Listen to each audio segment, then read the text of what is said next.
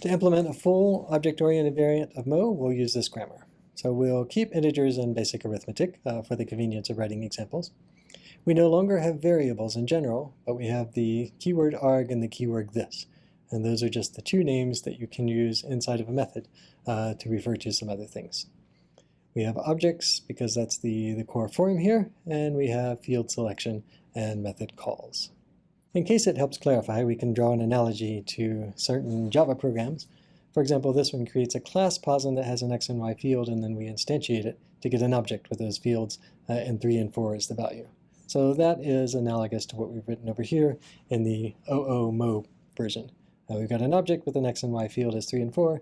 There's one method mdist, just like there was one method mdist in this Java class.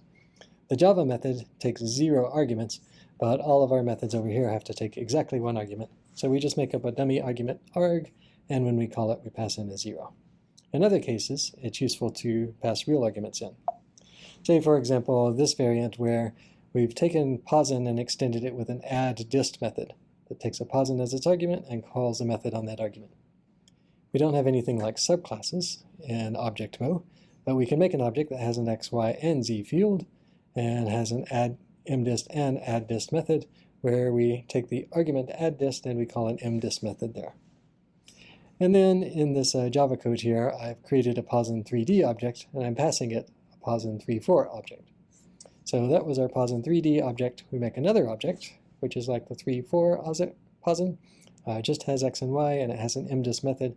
And this is the one that gets called because we pass this object in as arg, and then we call that arg's mdist method. So that's how we get to this mdist method. When we take that grammar and put it in type form in Shplait for an interpreter, it looks like this. We have the usual int e plus e multi. Now we have arg e and this e, and we don't have any IDE with a symbol in it, just arg e and this e with no extra data. We have objects. Object E has a list of fields and a list of methods. Each field pairs together a symbol with an expression in a tuple. Each method pairs together a symbol and a body expression in a tuple. Notice that our methods have an argument named arg, but because it's always called arg, we don't need to represent it over here. We only need to know the name of the method and the body of the method. A getE form has an object expression and a field name, whereas a method send has an object, a method name, and an argument for the method. Our values are going to be either integers or objects, of course, instead of integers and functions. Integers with int v are the same as before, and obj_v has a list of fields and a list of methods. Like an object expression, except of course in an object value, all the fields have values. Methods still have expressions because they're more like functions. We evaluate this expression when we call the method and not when we create the object. Interp then is going to take an expression and give us back a value, but it's the new expression type, not the one with functions. So we could interp a plus e expression and we get 3, just like we used to. But more interestingly, we can interp an object expression. This object has no fields and no methods, so it's kind of a boring object. But it illustrates that when you evaluate an object E expression, you get an obj_v value back. This value has no fields because the object expression had no fields, and it had no methods, so the object_v value has no methods either. Let's try one where we do have a field and a method. So now we have an object_d expression where we have one field x, whose value is initialized from 1 plus 2, and we have one method inc that when you call it, will take the argument and add 1 to the argument. When we interpret this object_d expression, we get an object value back. This object has an x field whose value is 3 because 1 plus 2 got interpreted. And it has a method called inc that if you call the method, will add 1 to its argument. But the method isn't being called here, it's just sitting inside of the object. What if we get a field of an object? So here's an expression where we make an object, then we get its x field.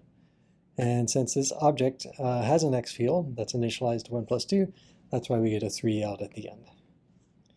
Or if we want to call a method on an object, this object has an inc method. So we can send to that object the inc method with the argument 7.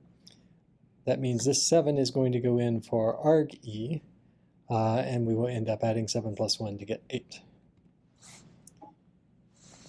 That explains how a method call looks overall, but inside of that method we're interpreting a plus e, arg e, int e, how do we know where the value for that arg is? Because we don't see it passed to the interp. And that's really the problem. We need to pass everything to interp so that it knows what an arg is. That is, we don't have any variables, which used to be covered by an environment, but we do have arg and this. Since there's always exactly two of them, we can just provide those two values to interp and not deal with environments in general. So our interp will actually take an expression and two values. The first value is the one to use whenever you refer to this, and the second value is the one to use whenever you refer to arg. These values only make sense inside of a method, but we'll have to make up some value to pass in to start off the program. So again, if we want to interpret plus e of arg and 1, now we have the information we need. The current argument that we're inside in is apparently an empty object, while the argument that was passed to however we got to this plus e, that was 7, and so 7 is used for arg, and that's why we will be able to add 7 plus 1.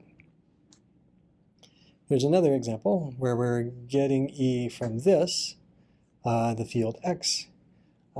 This is reflected by the second argument to interp, so we have this object which does in fact have an x field whose value is 9, so that's how we will get a 9 out. Notice that we're not using the argument value 7 here. This is apparently a method that doesn't use its argument. Here's one more plus e case where we use int e1 and int e2. Like, this could be the whole program. The whole program is 1 plus 2. But again, because we need to pass something in for these other arguments, we're just going to pass in an empty object and an empty kind of a 0 as our default argument. Generally, though, you shouldn't use these arguments if you're not inside of a method.